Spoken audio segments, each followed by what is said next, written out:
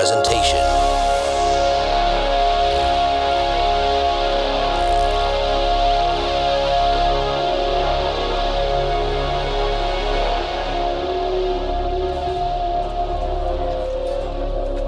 Connor,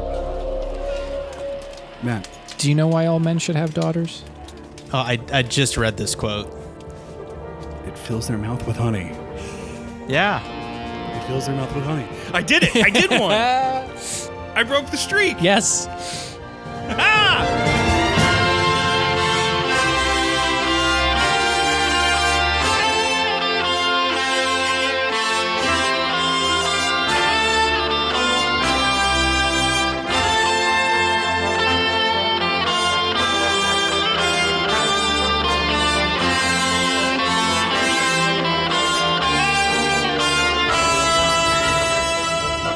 See, that's not the quote that I thought you were going to take us in on.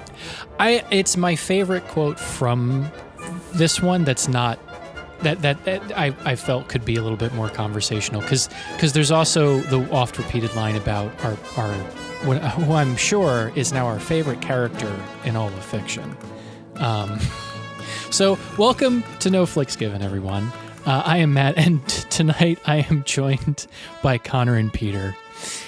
And this is our special series where we cover the harrowing tales of Sharpe. And we are now on the third entry of the series, Sharpe's Company, which is weirdly episode 1 of series 2 that they produced. Yes. As we may or may not have discussed before our intro here, there was a little bit of a mix-up, and Peter ended up watching several other episodes of Sharpe, which honestly, in retrospect, I'm kind of glad for. I got a taste of what is to come in Sharpe's Gold, and the one right after that is like Sharpe versus the Wolves or something like that. I forget what it's actually called. Yeah, I think it's Sharpe versus Aubrey. Whoever wins, Napoleon loses. Yeah, something like that. This is I'll put this one right out on Front Street. This is not counting the later series ones that like they did 10 years after the fact. This is probably one of my least favorite of the whole run for reasons that I think we're all going to discuss. Yeah. This is my second time watching it, actually, because after we did our last episode, I was kind of just sort of riding the Sharpe high, and I was like, you know what? I got a weekend to kill. Why not? And I made it through this one, and that was about it. Because by the end of it, I was done. It's the Sharpe's Eagle is a fun action adventure romp. There's romance. There's adventure. There's violence in like the Indiana Jones kind of way. There's a challenge, and our hero rises to meet it. Yes. This is just kind of fucking grim. Yeah. Oh, this is the definition of stiff upper lip. Like this is taking a beating with a smile. Is what this episode is. Literally, a character literally takes a beating with a smile in this episode. You're a brave man. I salute you as such. Thank you, sir. Thank you. Jesus. The 360, the 180 turn from like basically Sharpe's Eagle proposes a world where like, you know, the Napoleonic Wars were difficult, but they were fun. Yes. Yeah, romantic. Yeah.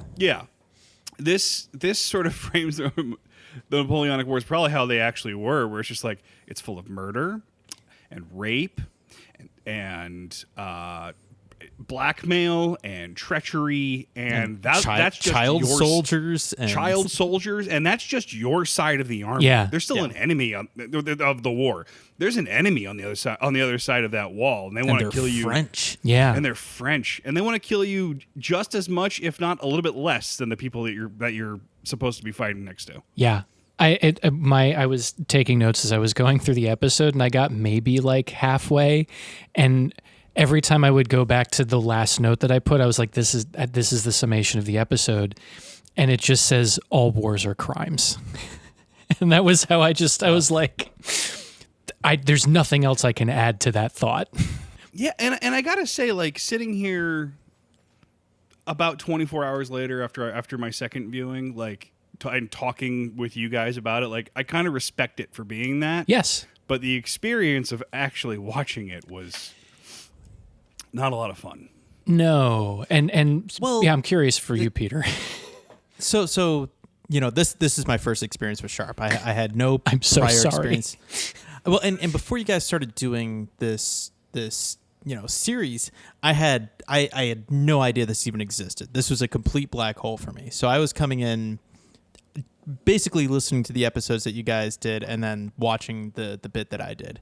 And I'm glad because I got to watch this episode like once and a half. I got about halfway through my second viewing. But there is so much given to you so quickly that, and you guys have mentioned this in previous episodes, it's just shorthand and common knowledge for a lot of things that like British people, I'm sure, are very familiar with, much in the same way that we would be with the American Revolution, but or the Civil War is probably more apt. And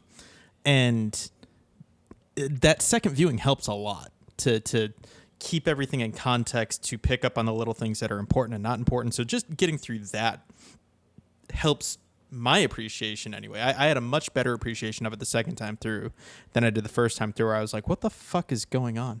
I had a very similar experience. Because there are a lot of things that you meet in medias res that you're like, did I miss something? Was that always a thing, or did these guys like know each other previously? Like when we're going to be talking a lot about Obadiah and Pete Postlewaite, God rest him, and when he first appears, it's very clear that he and Sharpe have a history. So has he appeared in any other episode up to now? This is his first appearance in the series. Okay. Yeah. He will appear again. Sharpe does kind of do that. So at least in the I've watched up to episode 4, but certainly in these first like 3 episodes, there is a lot of like a balance between a British audience knows the historical context for this, or probably has read the books, and also the rule that Peter and I have discussed on multiple occasions, the I fucking work here rule, where like this is chock full of I fucking work. Yeah. Yeah. Well, yeah. I mean, Or I'm sorry. I guess it's missing because everyone. It never breaks the I fucking work here rule. Yeah. For Yes. the audience, Which technically is better writing. Like, it's good writing. It assumes that your audience is not stupid.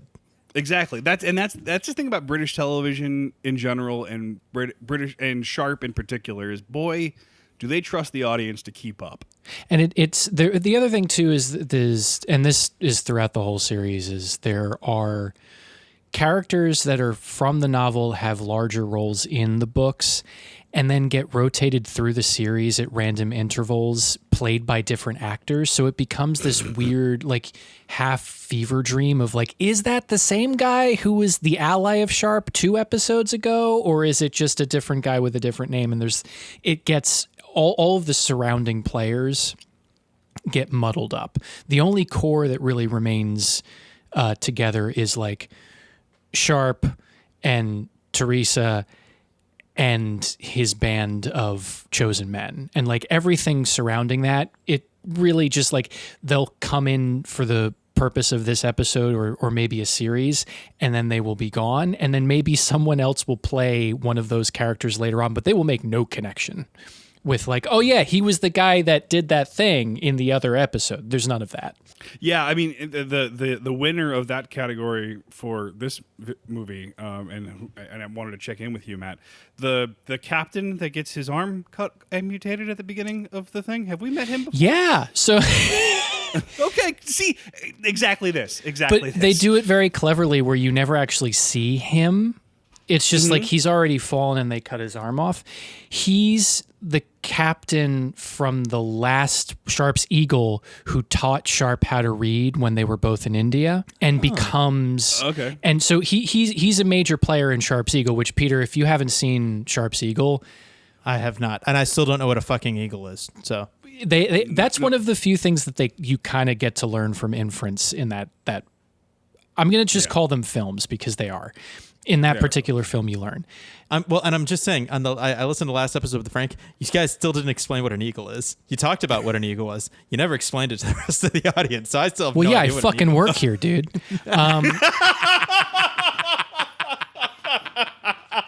An imperial eagle, touched by the hand of Bonaparte himself. It's got a brass point. And that character will come back and be mentioned, but he's played by like at least 2 or 3 other actors. And they never like, it's just like, oh yeah, he's one of Sharpe's friends. And question, when he returns, does he have 2 arms, or do they highlight that he's one arm? No, he is one arm because by that point he has to go to civilian life and he becomes some sort of an MP, I believe, later on. Gotcha. So, but like, and so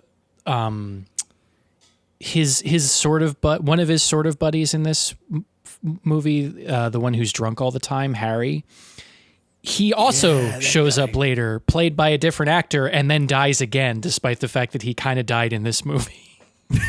Like, there's no continuity with any of the ancillary material. That is true. These characters are functionally invincible. Yeah. Over the course of the series. Yeah. Because that guy definitely got shot in the back of the head or something. Oh yeah, and it's just one of the it's that weird period of the 90s where it's, hey, some people are going to come into this and this is going to be the first one that they see or the only one that they see, and it needs to be a cohesive story from start to finish. And there are attempts to connect it because it's coming from connected material in the novels, but ultimately it's a tertiary objective under a lot of other crap that they're trying to do. Well, and some of those characters are actual historical figures. Yes. Like Lord Wellington, who has been replaced. He's been shepped. Yes, he has. He's been replaced by a lesser actor, I must say. Yeah, I preferred the first guy. He, I think, there was something about issues with the makeup. There were a lot of people who, so Peter, for reference, in case you didn't know anything about the series and how it was made, is that they shot a lot of this in Ukraine. And apparently the climate did not agree with a lot of the actors. So that's one of the other reasons you have a bit of a revolving door. Like, Brian Cox is in the first 2 episodes of this show. Right. And he left just because he didn't like the weather. That's too bad. So he's replaced by the Nern or something in this one. Narn, yeah. Yeah. Who's Michael Byrne. Yes. Michael Byrne. What a face on that guy. Yeah. And from Indiana Jones and the Last Crusade. Vogel, yeah. And wait, didn't he play somebody else in Sharpe's Eagle? He might have. I think he was an officer, like in Wellington's retinue. That would not. No, I'm sorry, in the first one. It wouldn't surprise. Oh yeah, that happens too. Yeah, there is situations where like there's a little bit of a Law and Order thing going on because again, they're shipping all of these Brits out to Ukraine to shoot for 6 months, 8 months, whatever. So like sometimes they're just like, yeah, we need a body to fill this spot right now, and you're it. So now you're 3 characters. And all these guys are still alive. The guy that played Major Nairn, Michael Byrne, he was born in 1943. Yeah. The guy who played Lord Wellington was born in 45. They're both still kicking. That's wild. There is a veritable who's who of like British actors of a certain time. Yeah. This was kind of like the Game of Thrones of the 90s, where like if you were a working British actor who was a man and older than, say, 30, you were probably going to be in it. You were more likely as not to be in a Sharpe. Oh, yeah. Yeah. There's a couple that appear in this one that I look at. The captain who replaces Sharpe as the leader of the company ends up in Band of Brothers a couple years later. I can't remember his name because they were using British actors like nobody's business in Band of Brothers. Captain Reimer, yes. Mark Warren. Yes. Yeah. He has a very distinctive face. He's got like a perpetual baby face. Yes, he does. Oh, Sean Bean. Sean Bean, yeah. And you have the guy. Sean Bean just cutting his teeth as the center of the thing. But yeah, this is also kind of, well, Pete Postlethwaite was always perpetually 45. But this is a younger Pete Postlethwaite. This is before we saw him, in the stuff that we watched him in, like The Lost World, Jurassic Park, or what's the other? Romeo and Juliet. Romeo and Juliet was the big one, yeah. But he is very identifiable, and boy, howdy, does he play a complete piece of shit. But man, is he eating, ripping off pieces of celluloid and just chewing. Oh, my word, what a surprise. Sharpe. Not dead yet. And you were come to me. Ever such a long way, sir. I was despairing. The ticks that he puts into this character and the detail, like you can tell his like stage background. Like he has done the work for this character, and he is a massive piece of shit. But he is a layered piece of shit. A well-rounded piece of shit too. Like the character is. By the time the movie's over, you understand pretty much everything there is to understand about Obadiah. And it's shocking that he's alive by the end of this. Seriously, Yeah. For all they talk about the British soldiers just murdering each other when they didn't like each other. Yeah. And there's been three. I mean, Peter, for context, most of the first episode of Sharpe is Harper and the rest of the guys in the unit trying to figure out how to kill when the best time to kill Sharpe is. That makes sense. So it wouldn't be an uncommon thing in the world of Sharpe, and I presume in the real world, to just straight up murder a guy that's causing troubles. Or at least he almost rapes his wife. Like, Yeah. you would think that that's grounds at least for a duel. What's not established, I think, as well in the movie that, as I was reading into it, is established a little bit better in the novel, because he does appear a little bit more often, is they talk about how he presents himself to the officers and how they see a very different version of him. And he is protected by that to a significant degree. And so that's the one thing that I feel like we're missing here, is that he's that much of a brown noser in front of the officers that you will get. He's essentially a made man as far as the NCOs go. It would be a bigger problem if he went missing as opposed to other people in the Exactly. unit or whatever. Because otherwise, I mean, there were already situations in the prior two movies where actual officers that Sharpe encounters have done less and been killed for it. If you can find the quote, there's a great quote. I think it's when he's facing him in the barn after the rape attempt, and at the very end of the quote it says, See how he stands to attention? Never disobeys an officer, do you, Obadiah? Why, they love him. Yep. so Yeah. it's tough. Yeah, and he pulls every bastardly thing out of his bag of tricks to just make you despise him over the course of the hour and 40 minutes. Somewhat Iago-like, but instead of monologuing to an audience that they're doing a monologue to an audience that the rest of the characters on stage can't hear, he just up and declares the evil shit that he's going to do. He's more Norman Batesy than anything else. Yes, he is talking to his mother.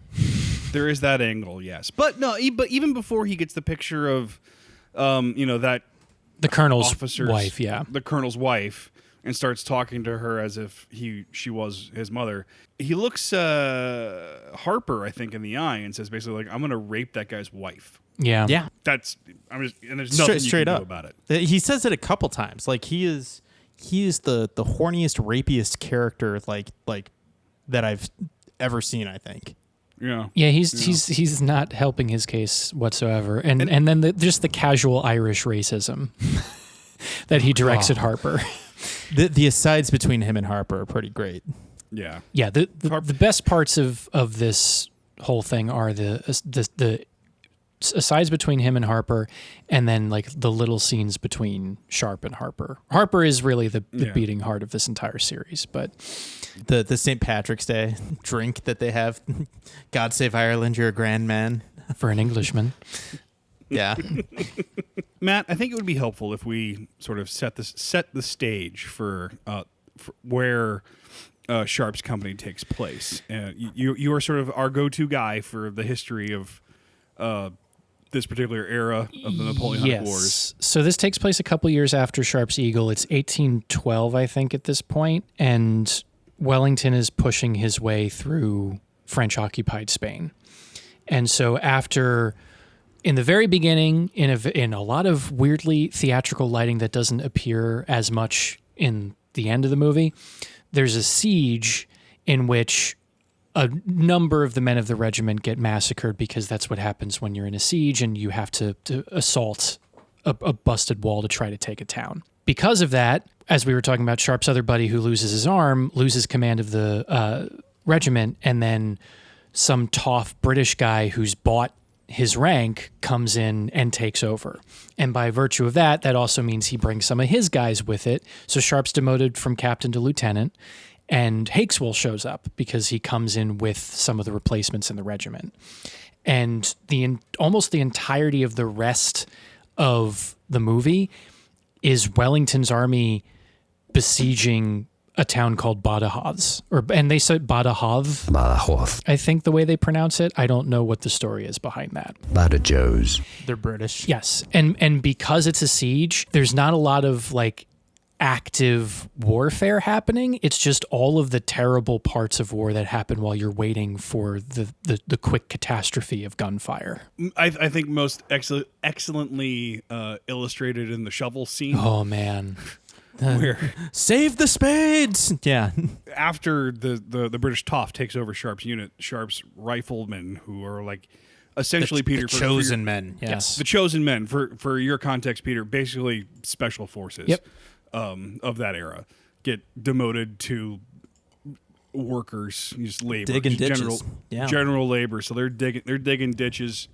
They're giving Obadiah some shit because they can, and a bunch of fucking Frenchmen come over the charging towards them with weapons, and because they're just out there digging ditches, they're not armed, and I got a little confused in this particular scene, Matt, because they do retreat, which is the smart thing to do, and then the colonel shows up and says, "Save the spades," because they need the shovels because supply lines are weirdly a thing in this. There's an interesting scene where Sharpe is complaining about what's in the storehouse. It's like the canteens, like 500 canteens he doesn't really need, which I was a little confused where that scene came from, why that scene was there, but I enjoyed it. Well, so his company they become the fetch and carry company. So like his job essentially becomes quartermaster for the regiment. Oh, okay. So that's one of the things where he's talking about he hates having to write, all these receipts and lists and and despises it, but like that's the job that he's been given because that's how he's been rated, and he's been the captaincy that he was given was taken away just by virtue of the fact that like it could be because another guy purchased his rank and they had to make room, so they demoted the guy who came up through the ranks. That was okay? So that was what was happening. I was confused because I didn't think that could happen. Yeah, no, that's just it. It just happens because essentially I think he has like a brevet promotion, which is just a field promotion, and the only way for it to stick is for him to really like he's already captured the eagle, but apparently that wasn't enough. Right. Well, and now he's like, I'm gonna go lead the Forlorn Company in the first Forlorn run Hope. of the breach. Yeah. Which the quote that I thought you were going to begin the episode with was, "Will you take me with you if you get given command of the Forlorn Hope?" No. Oh, do, Richard, sir. It would make my name. William. The Forlorn Hope are dead men. They are what their names are called. First up the wall of the breach. First to die. Blown apart by mine or cannon. That's why it is called Forlorn. Yeah. There is a lot of like grim truths to how these types of wars were fought in this, not least of which is you see 2 sackings of cities by the guys that we're supposed to be technically rooting for, and it's bedlam every single time. And it doesn't matter the fact that like they tell them that you're going to be hanged and shot if you try to steal stuff or have your way with the women and all that sort of, doesn't stop them. Because these are predominantly uneducated poor men who have been sitting outside for months with nothing to do but think. It's and between that and just the sheer fact of like everybody's fighting for their lives, of just like people go nuts, and it's everything goes to hell no matter what. Yeah. Going back to the Battle of the Spades, though, one of my favorite moments in the episode is when they go to retake the shovels, and most of them are fighting with sticks, with logs. Yeah, like Sharpe gets the order to go and take back the spades, and he kind of does that like half smirk. He's like, okay, fuck it, fine, I'm going to get your shovels, and everyone's like, yep, let's go. So it kind of speaks to that. Hey, we were just sitting around doing nothing anyway. We'll fight these fuckers with logs if we have to. Let's go kick some French ass. Yeah, and the clever thing that they do too is that those French are coming from the city. And there isn't a lot of actual gunfire because they're also trying to preserve their resources.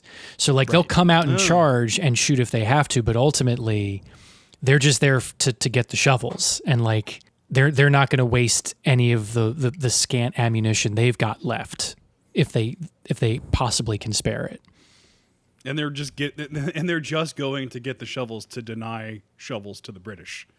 It's not like getting a bunch of shovels is going to suddenly benefit them. Yeah. Well, and being offered coin for them. Oh, right. That's right. Yeah. I forgot that there was that a silver dollar for every spade? Yeah. And so that's the impetus for the Frenchmen to go out and try to take them. It's just the absurdity of all of it, which we discussed in Sharpe's Eagle too, but just this is on display with much of the pomp and circumstance that still remained in Sharpe's Eagle has been stripped away in Sharpe's company. Yeah. Listen, I feel some type of way about ever having to cheer for an English-driven vehicle. It helps that a good chunk of them are Irish and poor, but like anything that is to the benefit of the empire kind of irks me a little bit. And the only way that it is passable is because it's against an even bigger dick in Napoleon. So I'm kind of okay with it that way, but like cheering for the British is never my favorite thing. Oh yeah. And this is at the same time as this is taking place is we're getting roped in by virtue of our own little branch off War of 1812 because the Brits are so hard up for conscriptions that they keep stealing Americans and pressing them into service. And then they set the White House on fire. Not great. I like to still blame the Canadians for that, though. Blame Canada. Yeah. That's a fun take, and I'll allow it. Yeah. What sort of getting back to what I was talking about at the very beginning, it's interesting because like Sharpe's Eagle is an example of war is dumb in a very specific way. Yeah. It's capture the flag. We're playing capture the flag with men's lives, basically. I'm not going to tell you what an eagle is, Peter, but you get Can the I tell idea. you what I assume it is? What do you assume it is? I assume much in the Roman tradition of having gold eagles be sort of your standard bearer, and much the way that we have an eagle atop most of our flagpoles, especially our grand ornamentation, that it is literally taking the eagle off of a pole to return back to your homies. It's interesting you think that. I'm not going to explain it. There is talk about an imperial eagle, Sharpe. Tell me on oath that the talk is just idle gossip, Sharpe, or by God, sir, I promise you will walk out of that door a lieutenant. I swear on oath that no one heard me make any promise in respect of an imperial eagle to Major Lennox, sir. The thing is, this is especially funny because you know that your favorite thing is to just like keep is to info dump. Yes, no, to keep information from me specifically that I want to know. Like, there's that too. Anyways, it's interesting that in contrast to this episode where it's like everything is dumb. Yeah, and for utterly no good. Like they say at the very beginning, I think it's when Sharpe started talking to Nairn about just how brutal the prior assault had been. And he's just like, yeah, this one's going to be just as bad. So just brace yourself. And that's literally it. It's just like, yeah, it's going to be awful. That's the shit. Like, it's sorry. And we're just sitting here waiting for the awful to happen, and everything's going to be awful while we're waiting around. Yeah. And into the middle of this is injected Obadiah Hawkskill, who's going to make all of the awful even more. So if you guys could take 5 minutes to explain to me Teresa, and how shut up, and how she and Sharpe get together, because like she seems like the coolest character, maybe next to Harper in this whole thing. She's great. It's like Harper, Sharpe, and her. That is a good and accurate read. Yes. Yeah. She gets introduced in the first movie, and that relationship starts because when Napoleon started conquering Europe, when he took over Spain, one of the first things he did was put his brother on the throne and kick out his most Catholic Philip II? Majesty. Yeah. Yes, Philip II. You have to say His Most Catholic Majesty. So as part of that, there was an entire group of Spanish partisans who were willing to hold their nose and work with the English to take back Spain. And so she was a member of that partisan group to help. And so before this whole thing happened, she was working with Sharpe and with the they like to call them the Corps of Engineers, but like Brian Cox's character and Major Nairn in this movie are engineers, but they're essentially just spies. They're like British intelligence, Right. and they're the intermediaries with the Spanish partisans, and so that's kind of how that relationship formed. And she was basically like a guerrilla. Yes. Fighting skirmishes up in the mountains. The Needle. When she and Sharpe first met up. And I think his first mission was basically just like go meet up with these people. It's find the Rothschild, and then along the way they run into the guerrillas, who are not signaling that they're also looking for the Rothschild, but also looking for the Rothschild. But yeah, so they enter into a relationship, and then we learn in this movie that they now have a daughter, which just raises the stakes. I was about to say, but did he just not see her for like a year? Yeah. Well, the last movie takes place in 1809, so I'm sure they've run into each other in between, but it's been a 3-year gap. I was about to say, because it's like, if y'all are kind of in the same area, I would figure like, yeah, whatever. So stakes are raised. She gets stuck in the city or she chooses not to leave, is what it sounded like. Because she's trying to do intelligence work to aid the British. So she's and apparently her father is there. It's not her father. He's it's another thing that just doesn't really get explained. But we know that most of her family is dead early on. So he's some sort of a relative, but we don't know specifically what's up. And then also I think they do suggest that their daughter is sick, so there may be a risk to moving her, and that's one of the reasons why she's reticent to leave. They never explain why or what the child is sick with. No. And there's a good chance they didn't even know. Also that too. And also leaving the castle that's under siege is not easy, as evidenced by the guy that gets blown away making a mad dash for the lines. Yeah. No, that wasn't the. Yeah. No, there's the guy that the Frenchman who wants to desert and ends up trying to carry a message gets killed. Yeah, no. In my memory, he also got knock gunned, but that came later in the same scene. Yeah. Is this the first episode we're seeing the knock gun? I was trying to remember. I think it might be, because they talk a lot about rifles in the first two movies. And I think it was just like, let's just bring attention to this one. It's going to be Harper's thing from now on. It becomes Harper's special gun. Yeah. And for the audience, the 7-barrel musket. So I couldn't tell if it fired one barrel at a time or if it was all 7 barrels. Well, let's bring you into Connor's gun corner, Peter. Welcome to Connor's gun corner. So what the knock gun was actually technically called the volley gun.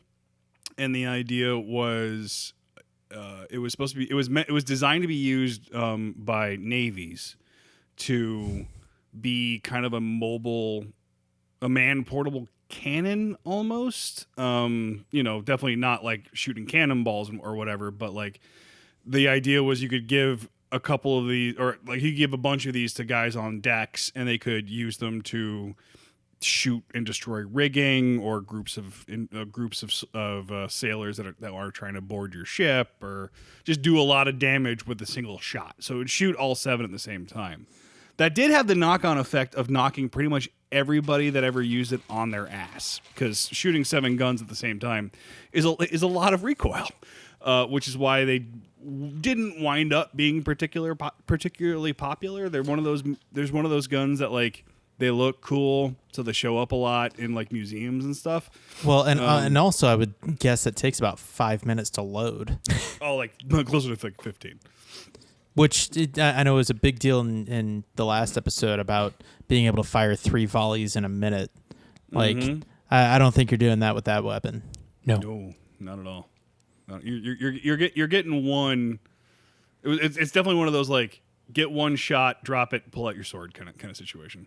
Yeah, it's also like super heavy. It's like 15 or 20 pounds because it's just wrought. It's just iron, which is even more just bent into the angle of just like Sharpe and Harper are superheroes in a Marvel movie. Like it's just you have to like, this is the suspension of disbelief that you have to have and it's gonna look great. Like, don't worry, it'll be cool. And Harper's gonna be the brawny sidekick. I kind of hope they don't turn him, because again I haven't seen very far past this, but like I hope they don't turn him into, I was about to say whipping boy, but that doesn't really make my point. Too late. But they don't turn him into like the put upon guy that takes the lumps on Sharpe's behalf. No. For the rest of the series. Generally not. They do work as a pair. The later series stuff, there's like a whole thing where it's like, oh, we have to go rescue Harper because he's gone off and gotten himself in trouble in India and stuff. But like, as far for the purposes of the Napoleonic War, he just continues to be Sharpe's right-hand man. Gotcha. But he does take a whipping. He takes should we talk 100 lashes. Which is a lot. No, they talked about 200. Sharpe took 200. Oh, gotcha. So in my reading of the quote, so the reason that Obadiah and Sharpe knew each other was that Sharpe got framed for something Obadiah did in India, and that's when he got whipped. Yep. Obadiah and a blackguardly officer called Morris once beat near to death a native Indian for sport, till I stopped him. They blamed me for it, and I was flogged. Watch him, Pat. He preys on the men. He'll snaffle kit, belts, frogs, haversacks, all entered up found lost by Obadiah, which leads to floggings lest he gets paid. It's kind of a full circle moment when Harper, during the Battle of the Spades, I think it is, a bunch of stuff goes missing at the camp. Yep. Mm-hmm. And you find out that especially the prized picture of the colonel's wife has gone missing, and the frame is found amongst Harper's belongings. And the punishment is 100 lashes, which he takes like a champ. Then he gets a gold guinea after, which confused the hell out of me. I do think that speaks to some weird old British Army tradition of just like you've taken like the stiff upper lip. You've taken your lumps. Good on you. Like exactly. Yeah. You took your medicine. You didn't cry about it. Yeah. You didn't complain about it. You just took it. Here's your little reward for the pain. Yeah. And that character, the colonel, I think he's a colonel. Yes. I guess he would be a colonel. He's a really interesting guy because he does have this sort of, we're the nobility. We're here to make sure that the rabble doesn't get out of hand. But he does hand out a lot of respect a lot faster and a lot easier than a lot of these characters that we've met so far ever have. Did you guys have a similar experience with that? Yeah, they set him up very much of just like he's this doting older man who's just trying, like most of the officers that you tend to see throughout the series is like, oh, I'm going to go spend some money and play war. And so that's kind of how he starts the whole thing. But at the end of the day, he does have, like, despite the fact that he has no experience in how to do any of this shit, he wants to do a good job. He just doesn't have the wherewithal to know whose advice to be taking about how to do that properly. Because he'll listen to Hakeswell like nobody's business, and he understands, or at least kind of respects Sharpe from coming up the ranks, but ultimately he's just, but like the way things work is that if a gentleman pays for a rank, then he gets the job. Like, sorry, Sharpe, that's the way it is. Yeah. So there's a lot of handshaking in this episode about that. Yeah. I guess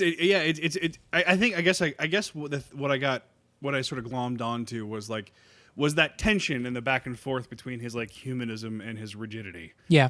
You know, because like you can tell that there's a guy in there somewhere that sees all people as humans. Yeah. But also he came up in a system where you can't afford to do that. Oh, it's totally that. And you see it the most. And he's there to enforce it. And you see it the most even at the end when they give him the portrait of his wife back, and just like he's overcome with the emotion of everything that has happened over the course of that day. You're a brave man, Sharpe. Jack Collett dead. I loved him. My pockets full of bits of dust and stone. Sir. Oh, to see her dear face at this place, at this hour. Where was it? Sergeant Hakeswell. Sergeant Harper, I apologize to you. Will you take my hand? Honored to, sir. I'm not the first man to have been flogged for something that I didn't do. But in my case, I do hope I'm the last. You pity him to a degree. He's just kind of like this, a little bit of a hapless fool who means well, but found himself in a terrible situation where his mistakes will cost lives. Right. Which is not unlike the captain who takes over for Sharpe's company as well. And just like, well, I'm here because that's the way it is, and I know that they respect you more, but like, we're going to do it because of stupid rules. There were a few moments where I got him confused with drunk captain. Harry something or other.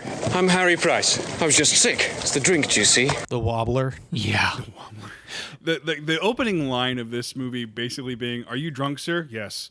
Did you just cut that guy's off? Yes. Are you drunk? Yes.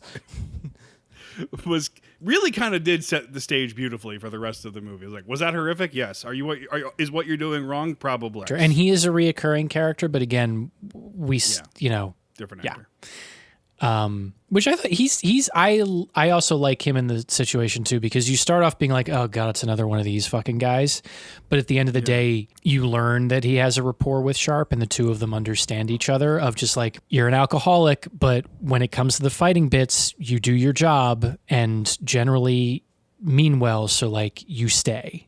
And that's what matters to Sharpe is you need to be on when you need to be on, and that's it. There was a moment that really caught my attention that I can't even remember when it happens in the movie, but he refers to Sharpe as Richard. He calls him Richard. Yeah. But he calls him by his first name.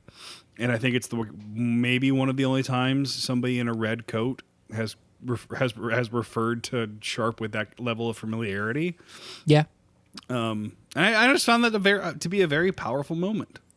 Yeah, because you've built this castle of stiff upper lips. When moments like that happen, you're just like, oh God, they must be like practically family. Right. Well, and it's also sort of like it is that stiff upper lip thing where everybody, for the most part, everybody is on screen is well composed, doing what they're supposed to do, putting on the face so that's expected of them, but there is this like roiling emotional and actual chaos going on beneath the surface that's really dark, really grim, and like painful and dangerous. Yeah. Which again made this movie difficult to watch, and a less than pleasant experience to watch. But upon review, has a lot going on. Has a lot to say overall. Like the movie is saying a lot. Oh yeah.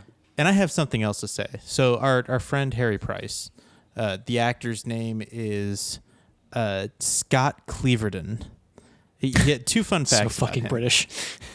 So he ends up marrying the actress who plays Teresa. No shit. And they're still married to this day. God bless him. His other claim to fame is he's in Star Wars Episode 1 as the voice of one Newt Gunray. What? What did you say? Holy crap, I did not know that. That's weird. That is a weird connection, but I'm here for it. I think. Wait, I need to confirm. That might have just been the video game. Hold on. Oh no. No, they did shoot a lot of that movie in the UK. Yeah, no, it's just the video game. He just does the video game. Well, I played that too, so I heard his voice. You've fallen into my trap. Battle droids, surround them. That's funny. He's done a lot of voice work. For example, in Star Wars Jar Jar's Journey, which was apparently a video game, I'm sure he it does was. the voices for both Obi-Wan and a battle droid. He's had a roaring career. If you get Obi-Wan, that helps, because if you get a good sound alike, then they bring you back for stuff. They did not bring him back. Oh, well, Jesus, Peter. That's the only time he played Obi-Wan. Does this whole episode have to be a downer? My God. Sorry. At the end of the episode, they do win the battle. Yeah. Which, I guess, which is kind of not a downer, but only technically, because it does get pretty fucking grim. Yeah, go ahead. Well, I can bring us back up because his most recent acting credit. The boo box.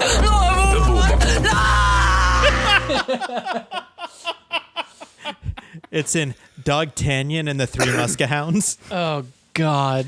Oh. As Dogtanion's father and Captain Bloodhound. Who is Captain Bloodhound the analog for? I don't know. Dogtanian is a young swordsman who dreams of joining the legendary Muskehounds. Peter. After proving his skills and earning their trust, he and the Muskehounds must defend the king from the evil Cardinal Richelieu's secret plot. So they didn't change Cardinal Richelieu's name. Peter, do you know what you've just made me have to do now? I have to rip the audio from this trailer for this dog movie so I can put it in the stupid episode. My son, the time has come for you to become a Muskehound! Yahoo! This summer, it's time to begin my career as a Muskehound. Everyone's favorite hero. I am Dogtanian of Tarbs. Hits the big screen. Onward, Sandy! To Paris! Giddy up! Come on, hurry up! Giddy up! Come on, giddy up! Come on, come on, come on! As far as it being like winning the battle is a good thing, it's good solely because we kept it to the focused goals of Sharpe needs to regain his captaincy by storming everything as the Forlorn Hope, and he needs to free Teresa and his daughter. So the fact that those are the goals that need to be accomplished, and because he accomplishes those goals, we can feel good about it. But the rest of it is god awful. Because the moment that they storm in, Sharpe kills a surrendering soldier. And then for the rest of the movie, the last 10 minutes, it's just British soldiers sacking the town. They're not really, there's no Frenchmen to be seen to be killed. They are just, they're just going around and doing the worst they can do to everybody else that's around that they happen to see within sight. And Hikeswell's in there too, making everything worse. Oh my God. He gets Teresa's uncle guy shot and killed. Uncle father, yeah. Uncle father, and while all that chaos Uncle is Dad. going back, he goes back to camp and steals a bunch of shit and does assault that one woman, and she's murdered, and I found that tremendously upsetting. And that basically happens off screen. Yes. Which It does, but sucks. But they set you up with those characters. Yeah. It's what's his name? Clayton, who's who helps Sharpe do the bookkeeping. That's his wife. Clayton dies in the initial assault.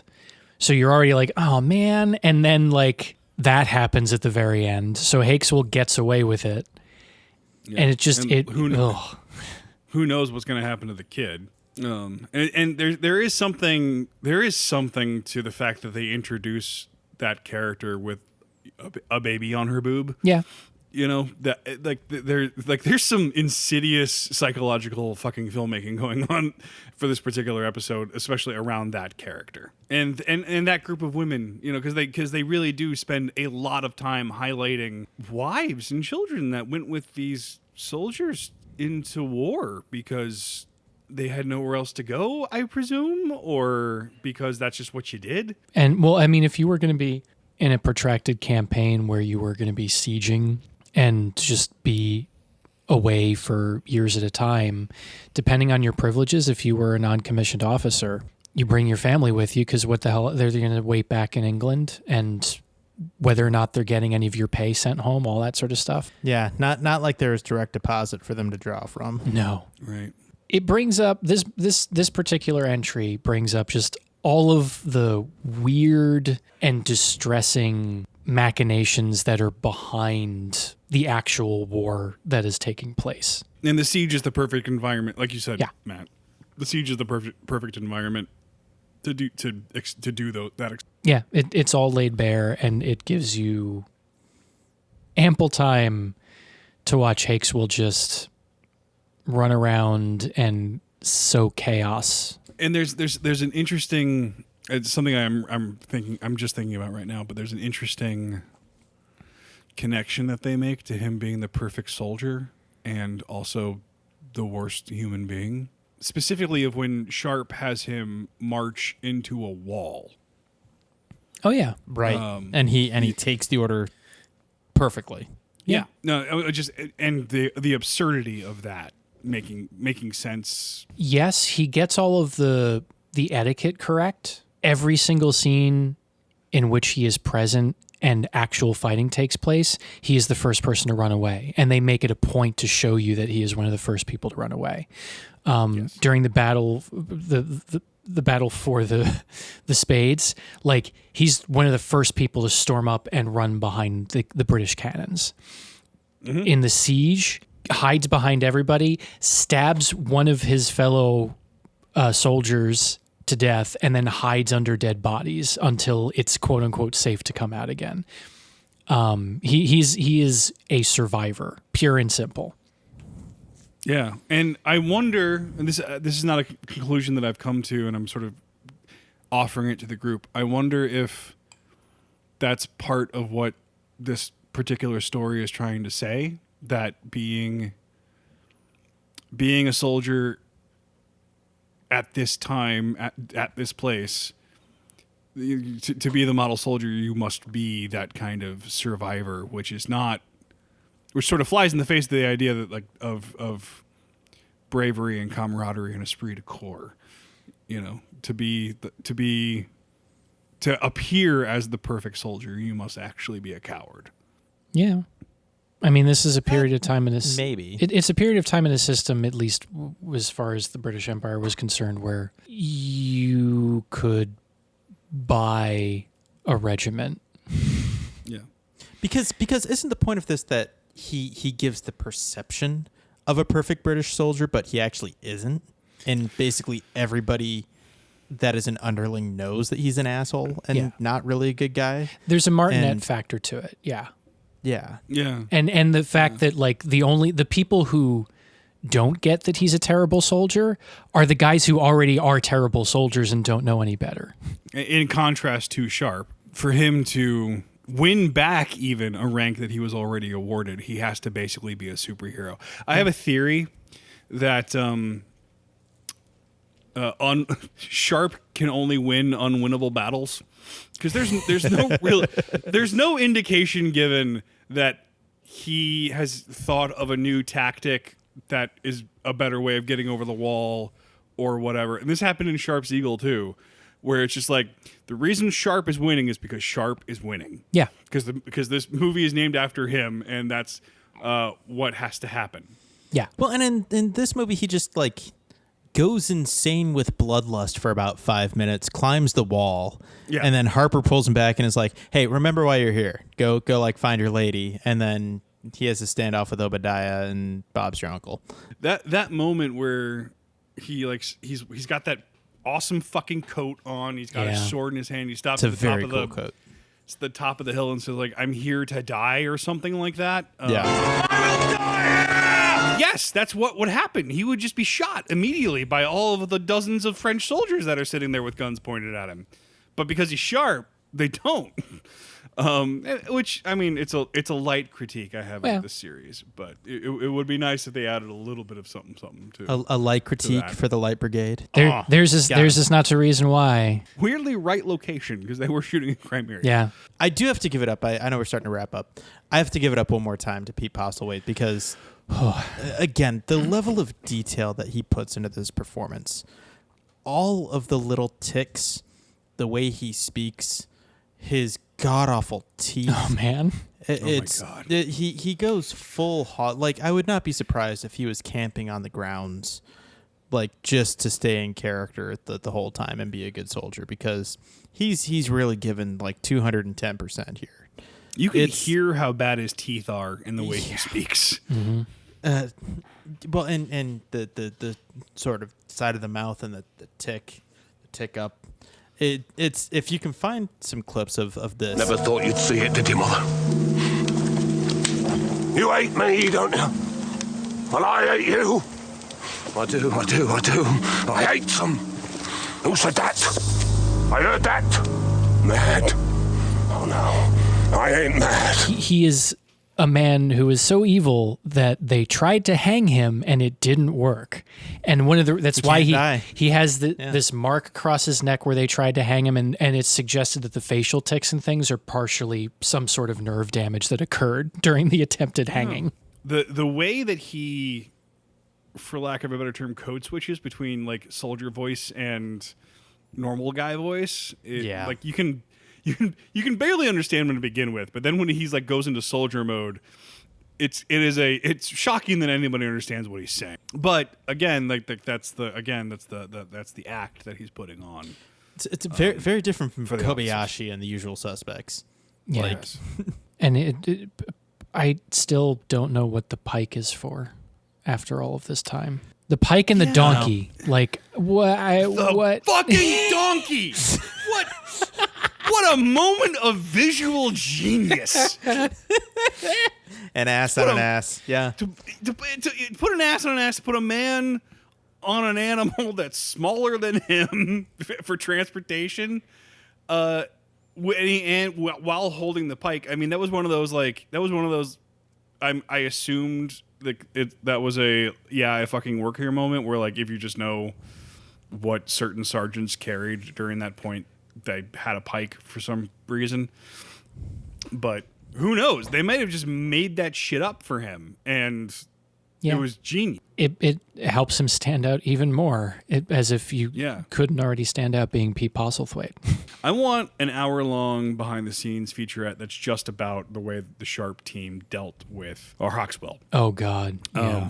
Just like all of the creative decisions that went into all of the various Hawkswell moments, because they're so specific. Yeah. In a way that you rarely see, in a way that is common on Sharpe, but not necessarily to that degree. If that makes any sense? Yeah. Yeah. It's fascinating work. Being able to visually create those moments, not least of which the image of him with the pike on the donkey is just like, what the fuck are we doing here? Like, what? Like, marching alongside the men, just like his feet almost on the I mean, that's the thing. It's like if he was any taller, he would just be walking on top of a donkey. And he was 5'9". Like he wasn't supremely tall to begin with. It's just another element that makes him even more infuriating. It's just like, why are you doing that? Fuck you. Like, where did you get a donkey? Yeah. Why? Yeah. Fuck you and the you ass. Look you ridiculous. Yeah. Well, gentlemen, have we done our duty? I feel like that. I feel like we've done our for duty King and Country. This evening. For King and Country. Ugh, no, ash. It tastes like ash coming out of my mouth. You played a trick on me, and that's not fair. As the most Irish person on this podcast, who identifies a little bit too much with Harper, not because I've actually done anything brave or violent, just because he's another Irish guy with curly hair. Yeah. That wasn't fair. That was mean. King George commands and we obey over the hills and far.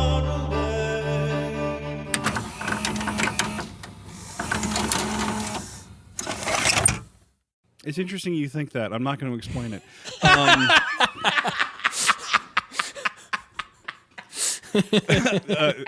This episode is that so tacky. Laugh at your own jokes. It's interesting that this episode. Oh boy, bunch of assholes. Play us out, bitchin' guitar.